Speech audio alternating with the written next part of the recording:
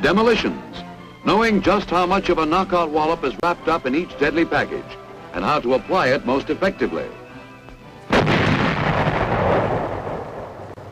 Tools of the trade. Fitting Hey everyone, I'm Brian Henk, and this is a strategy video on the game The Manhattan Project by Brandon Tibbets. Since the theme of this game is so brilliantly integrated into the gameplay, I decided to throw some World War II stock footage behind me. So at appropriate times throughout the video, you may see some of that. Hopefully that gets you into the theme a little bit. But as far as an agenda, I'm going to cover the base game, although some of this can be used in the expansions as well. But I'm going to first start off with some high-level strategies, then I will talk about how to evaluate the buildings that you should be constructing, and then I will finish it up with some general tactics that you can use at specific points in the game when they're applicable. So, high-level strategies.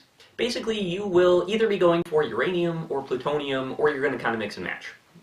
Which one you choose, and whether you test a bomb or not, will depend on the bomb designs you get, the buildings you get, and the number of players, because the number of players will determine how many points you need to win. So I'm going to talk about that more in a minute, but first I'm going to go over early game. And in the early game, you're trying to do two things. You're trying to build up your workforce, and you're trying to build up your buildings. So basically, you're getting your engine going, you are building your infrastructure. You want your buildings to match the workers that you have as well, so you can build them up at the same time. Because ideally, you will want to, every other turn, use all your workers. Then on the other turns, you will want to recall them all. A lot of people feel like they're losing out on something when they recall because you don't get anything that turn.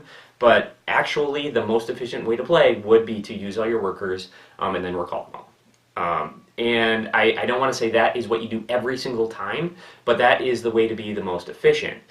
In the mid-game, you focus your attention towards yellow cake, because no matter whether you go for plutonium, uranium, or something in between, you're going to need yellow cake, so just start cranking it out as soon as you can.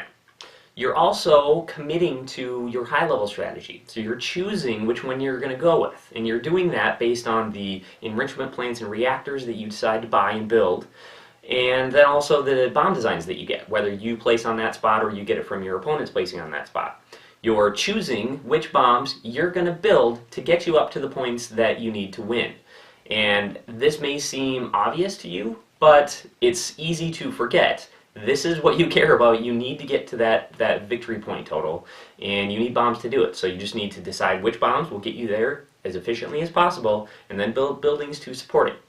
While, just like in the early game, you are trying to maintain a workforce that can work completely in all of your buildings. So if you have extra workers on your turn, you need more buildings. If you have extra buildings, you need more workers.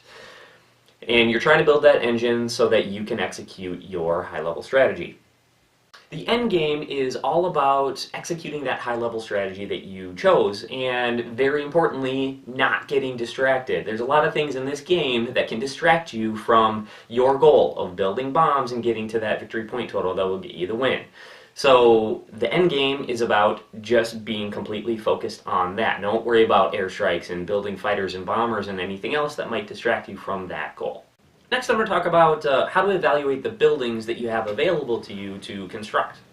And what's cool about this game, one thing that's cool about it, is that the buildings aren't all the same. So some mines are better than other mines. In order to figure that out, which ones are the best ones, I felt like I had to boil it down to some kind of common denominator. So I put the resources, yellow cake, plutonium, and uranium, into, and gave them a coin value. And so if you go to my blog, theforbiddenlimb.com, you can take a look at the data that I used to come to those conclusions. But otherwise, you can take my word for it. One yellow cake is worth about 1.5 coins. One plutonium is worth about 3 coins, and one uranium is worth about 6 coins. So using that, I gave each building a value. So first we'll talk about the mine class of buildings. As you can see here, these are the mines that you might see in the game. And the best ones are in dark green, and then a lighter green for the ones that are still pretty good.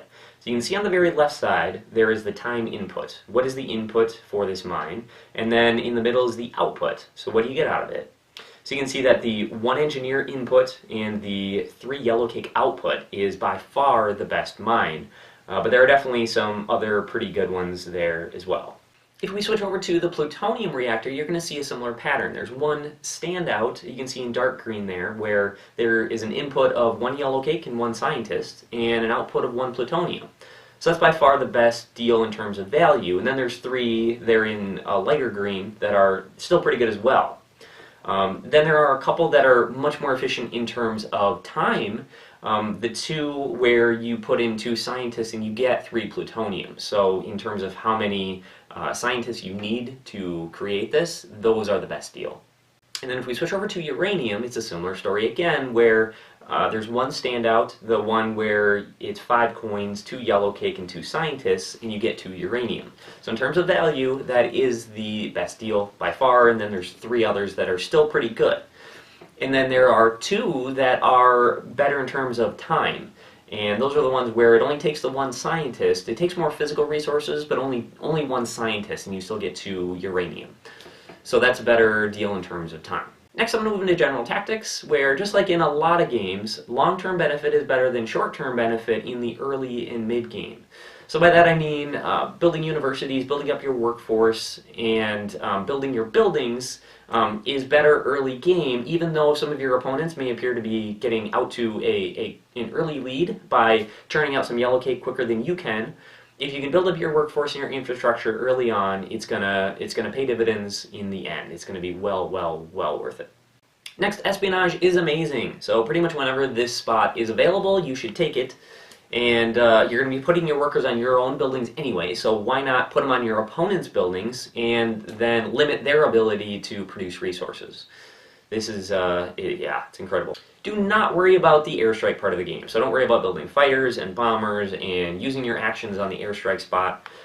Let other people do it if they really want to, and if they bomb you, then just on your turn repair, and you're done with it. And then you can focus back on your goals of building your bombs and getting your victory points.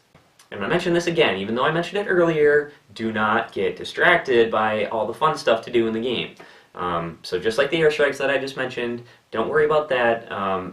You have a point total you need to win. You need to build bombs to get there, so figure out an efficient way to build those bombs, then focus completely on the resources you need to build them. Don't get distracted by anything else. Lastly, I'll just say that you should know who the leader is at all times, especially in the late game. So if there is somebody that is running away with the game and it is not you, this would be the only time where you might want to violate the forget about the airstrike part of the game. And but really just try to convince your opponents to help you take that person down, or even better, do it themselves, and then you can talk about it, but don't actually use your resources to help do it. But if you have to, do it, especially with the espionage. When you're using espionage, definitely look to see who is in a better position in the game, and then use the espionage on their buildings instead of others. But yeah, basically just know who the leader is so that you can team up on them if you have to near the end of the game. That is the end of this video. Thanks everybody for spending some time with me talking about the Manhattan Project. I hope you found something that you can use in a future game of the Manhattan Project to help you build your bombs a little quicker than your opponents. As I mentioned, on my blog, theforbiddenlimb.com, there's a text and image version of this with a lot of the data that I use to do some of these calculations. So please check that out. Also, please click subscribe if you want to see more of these videos. And then if you have a game that you'd like me to analyze, put it in the comments, and I will do everything I can to get to it. And I guess that is it. Until next time, I'll see you guys later.